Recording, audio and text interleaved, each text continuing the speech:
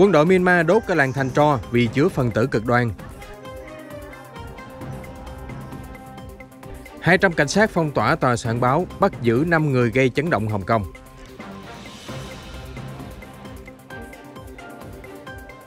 Ông Biden dùng mẫu giấy nhớ để nhắc bài trong cuộc gặp với ông Putin. Quan chức bầu cử, ngày nguy hiểm ở Mỹ. Biến chủng từ Ấn Độ lan ra 80 quốc gia, tiếp tục đột biến gây nguy hiểm hơn. Bệnh nhân đầu tiên dùng thuốc chữa Alzheimer gây tranh cãi. Khoảnh khắc Trung Quốc phóng tàu đưa 3 phi hành gia xây trạm vũ trụ. Tất cả sẽ có trong bản tin đặc biệt cập nhật những tin tức nóng hổi nhất trên kênh FBNC.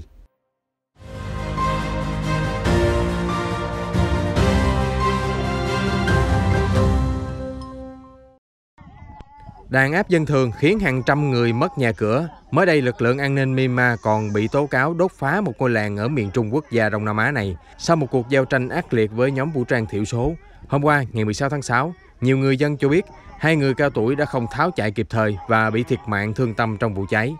Đài truyền hình nhà nước Myanmar MRTV cho biết ngọn lửa bùng lên hôm 15 tháng 6 ở Kinna, một ngôi làng có khoảng 800 người ở vùng Mangway.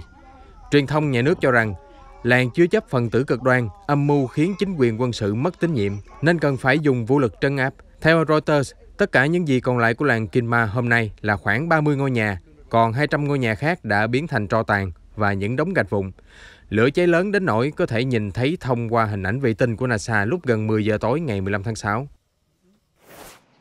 Một vụ bắt bớ làm rung chuyển xứ Cảng Thơm rạng sáng nay, ngày 17 tháng 6. Theo báo South China Morning Post, cập nhật đến 10 giờ sáng, cảnh sát an ninh quốc gia Hồng Kông vừa bắt giữ tổng biên tập và 4 giám đốc của hãng truyền thông Apple Daily, một tờ báo thuộc sở hữu của tỷ phú Lê Trí Anh, tức Jimmy Lai. Nguyên nhân đó là chính quyền đặc khu nghi ngờ họ âm mưu kết cấu với thế lực nước ngoài. Đây là lần thi hành mới nhất luật an ninh quốc gia gây tranh cãi mà Bắc Kinh áp đặt lên Hồng Kông. Cụ thể, khoảng 7 giờ sáng, hơn 200 cảnh sát đột kích vào tòa soạn báo ở khu tướng Quân Áo để tìm kiếm và bắt người theo lệnh khám xét của tòa án. Lực lượng an ninh phong tỏa mọi lối ra vào, yêu cầu mọi nhân viên tập trung ở sảnh. Đến khoảng 9 giờ 30, ông Ryan La, tổng biên tập Apple Daily, cùng 4 người khác bị yêu cầu về trụ sở cảnh sát hợp tác điều tra. Nơi này đã trở thành hiện trường vụ án hình sự. Mọi người hãy chấm dứt ghi hình. Trích lời một cảnh sát nói với cánh phóng viên có mặt ở bên ngoài tòa soạn. Vụ bắt người sáng nay là lần thứ 2 cảnh sát Hồng Kông nhắm mục tiêu vào những người điều hành báo Apple Daily. Tháng 8 năm ngoái, cảnh sát đã bắt giữ tỷ phú Jimmy Lai, nhà sáng lập tờ báo, cùng 9 người khác, bao gồm con trai của ông trùm truyền thông. Ông Lai bị kết án vào tháng 4 vừa qua. 2 quân nhân Mỹ bị thương nhẹ, một lính Colombia gặp tình trạng nghiêm trọng do vụ nổ cực đoan hôm 15 tháng 6 ở thành phố Cúcuta ở Colombia. Nhóm du kích cánh tả bị quy trách nhiệm cho sự việc. Theo Bộ trưởng Quốc phòng Diego Molano cho biết. Ông cho biết thêm, vụ nổ lớn khiến tổng cộng 36 người bị thương, trong đó 2 người đã hồi phục.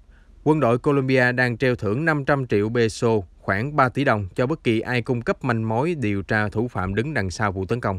Sự việc bắt đầu khi một phương tiện đi qua cổng chính của căn cứ quân sự. Tiếp đó, tài xế nhanh chóng xuống xe và phương tiện này đã phát nổ 2 lần liên tiếp.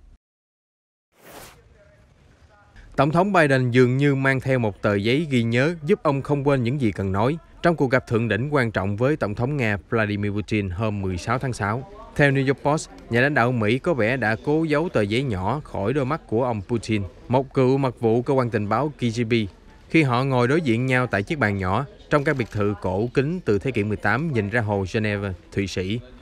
Theo hình ảnh do phóng viên ghi lại, ông Biden, 78 tuổi, đã nhìn vào mắt Tổng thống Putin trong vài khoảnh khắc, sau đó vội liếc xuống mẩu giấy nhớ được cất giữ trong túi áo jacket. Sự việc ông Biden và mẩu giấy nhớ bí ẩn được phát hiện là do 2 nhà lãnh đạo ít giao tiếp bằng mắt suốt nhiều giờ. Một phần cũng do sự cắt ngang của phóng viên Mỹ và nhân viên an ninh Nga. Cứ 3 quan chức bầu cử Mỹ thì có một người cảm thấy không an toàn với nghề nghiệp của mình, và một trong 6 quan chức cho biết họ từng bị đe dọa liên quan đến công việc. Đó là theo kết quả khảo sát của Đại học New York vừa được công bố hôm qua ngày 16 tháng 6. Kết quả nói trên phản ánh áp lực gia tăng mà những người làm công việc kiểm kê phiếu bầu đã phải trải qua, sau khi cựu Tổng thống Trump dành nhiều tháng cáo buộc có gian lận bầu cử mang tính hệ thống, đánh cắp chiến thắng của ông. Những cáo buộc của ông Trump dẫn đến nhiều khối lượng công việc đồ sộ mà các quan chức bầu cử phải xử lý ở những bang chiến trường như Georgia, Arizona và Michigan. Một số quan chức cho biết họ phải đối diện với nhiều người biểu tình kéo đến tư gia để phản đối hoặc bị bám theo ô tô. Một số người còn bị đe dọa về tính mạng. Hàng trăm thổ dân Brazil đã biểu tình trước tòa nhà Quốc hội hôm 16 tháng 6, phản đối dự luật nông nghiệp mới nhất của đất nước Nam Mỹ. Theo đó, có thể thu hẹp quy mô các vùng đất bảo tồn thiên nhiên được gìn giữ qua nhiều đời. Cảnh sát chống bạo động sau đó đã phun hơi cay để kiểm soát đám đông, dẫn tới một số người biểu tình kích động, phóng tên vào cửa kính tòa nhà. Dự luật nông nghiệp mới của Brazil được Tổng thống cực hữu Jair Bolsonaro ủng hộ. Theo đó, lấy vùng đất được bảo tồn của thổ dân để triển khai thêm các hoạt động canh tác nông nghiệp và khai thác khoáng sản. Ông Bolsonaro luôn muốn đẩy nhanh hiện đại hóa vùng Amazon bằng cách tăng cường khai thác tài nguyên, nhất là các hầm mỏ. Phong trào phản đối dự luật bùng nổ trong bối cảnh xung đột ngày càng diễn ra thường xuyên giữa các bộ tộc với nhiều nhóm đào vàng bất hợp pháp trong vùng đất được bảo tồn của rừng Amazon.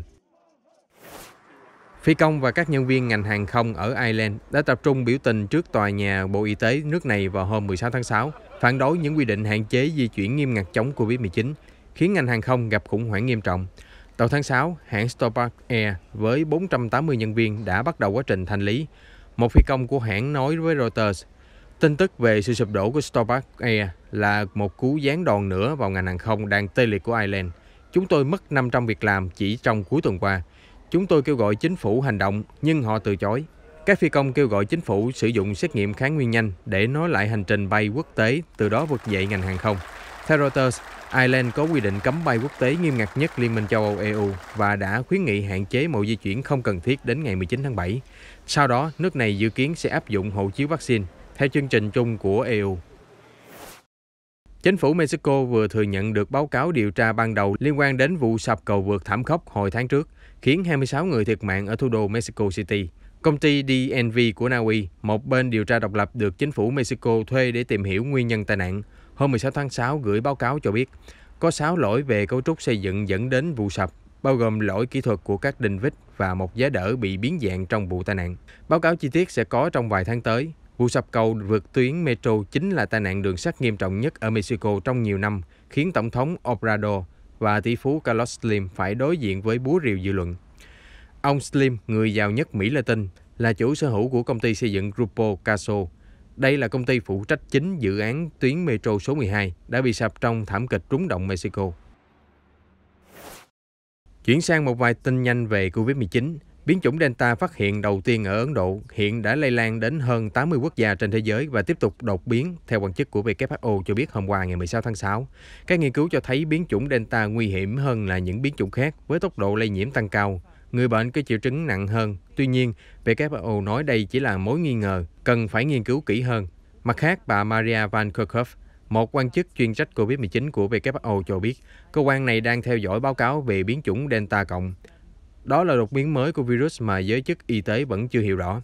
Cơ quan y tế Anh Quốc báo cáo, Delta hiện là biến chủng phổ biến nhất ở nước này, vượt qua cả biến chủng Alpha B117 gây thảm kịch tàn khốc vào mùa thu năm ngoái. Biến chủng Delta đã chiếm 60% ca nhiễm của Anh. Tiến sĩ Anthony Fauci, nhà dịch tễ học hàng đầu, cảnh báo nước Mỹ không thể đi vào vết xe đổ của Anh. Đó là làm biến chủng Delta lây lan rộng. Ông Fauci khuyến nghị mọi người chủ động tiêm phòng, nhất là giới trẻ. Trung tâm Kiểm soát Bệnh tật Mỹ CDC vào thứ Ba đã đưa Delta vào nhóm biến chủng gây lo ngại ở Hoa Kỳ. Trước đó, WHO có động thái tương tự vào đầu tháng 5.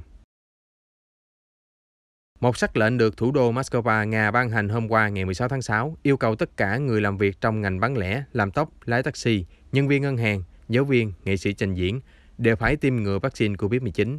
Ước tính có khoảng 2 triệu nhân viên làm việc trong những ngành nghề tiếp xúc với đông khách hàng như vậy ở thủ đô Moscow. Các công ty được cho thời hạn 1 tháng để đảm bảo ít nhất 60% nhân viên hoàn tất tiêm chủng, nếu không sẽ bị phạt tiền hoặc phải tạm đóng cửa. Nga đã cung cấp vaccine cho công chúng từ năm ngoái, nhưng tỷ lệ tiêm chủng hiện còn rất thấp do người dân chần chừ. Đáng chú ý, COVID-19 đã bùng phát nghiêm trọng trở lại ở nhiều nơi ở nước Nga, với thủ đô Moscow đang bị virus tấn công mạnh mẽ nhất. Thị trưởng thành phố Sergei Sobyanin cho biết hiện có 12.000 cư dân thủ đô đang nằm viện, mức cao tương đương đỉnh dịch năm ngoái. Phó thị trưởng Rakova nói thêm, trong tuần qua, bệnh viện đã chứng kiến số bệnh nhân COVID-19 tăng hơn 70% và Moscow có thể hết giường điều trị trong 2 đến 3 tuần tới. Điện Kremlin cũng tỏ ra không hài lòng với tốc độ tiêm chủng chậm chạp của Nga. Tổng thống Putin hôm thứ Bảy nói rằng chỉ có 18 triệu trong tổng dân số 144 triệu người Nga đã được tiêm vaccine, mức quá thấp. Trong khi Nga xuất khẩu hàng triệu liều vaccine Sputnik V cho nhiều quốc gia, người dân trong nước vẫn không muốn tiêm phòng. Hôm 16 tháng 6, ông Mark Achampo, 70 tuổi, làm trong ngành bất động sản Dallas Road, Mỹ, là bệnh nhân đầu tiên trên thế giới được sử dụng thuốc Aduhelm của hãng dược Biogen để trị bệnh Alzheimer gây mất trí nhớ. Thuốc Aduhelm được cấp phép sử dụng dựa trên bằng chứng nó có thể giảm mảng bám trong não, một yếu tố chính gây bệnh Alzheimer, thay vì chứng minh rõ ràng là loại thuốc này có thể làm chậm lại quá trình mất trí nhớ. Cục Quản lý Thực phẩm và Dược phẩm Hoa Kỳ FDA đã phê duyệt sử dụng loại thuốc này cho tất cả các bệnh nhân Alzheimer, mặc dù chỉ mới thử nghiệm cho một số người mất trí nhớ ở giai đoạn đầu. Quyết định của FDA gây tranh cãi lớn đối với các bác sĩ trong và ngoài cơ quan này. Bên cạnh chức năng và hiệu quả của Aduhelm, một trong số những tranh cãi cũng có liên quan đến giá tiền đắt đỏ của thuốc, dự kiến lên tới 56.000 đô la mỗi năm. Ngay cả khi có bảo hiểm y tế, thông thường bệnh nhân ở Mỹ vẫn phải trả 20% hóa đơn tiền thuốc. Vì vậy, giá thuốc Aduhelm quá đắt đỏ đang dấy lên nhiều nỗi băn khoăn của người bệnh. Khép lại bản tin hôm nay là khoảnh khắc tàu vũ trụ của Trung Quốc được phóng lên vào sáng nay, ngày 17 tháng 6, chở theo 3 phi hành gia thực hiện nhiệm vụ xây dựng trạm vũ trụ đầu tiên của quốc gia tỷ dân. Tên lửa đẩy Trường Chinh 2F đã giúp phóng tàu Thần Châu 12 lên mô đun lõi Thiên Hà vào lúc 9 giờ 22 sáng theo giờ Bắc Kinh. Tàu Tuần Châu 12 đang thực hiện sứ mệnh thứ 3 trong 11 nhiệm vụ của Trung Quốc để xây dựng một trạm vũ trụ hoàn chỉnh.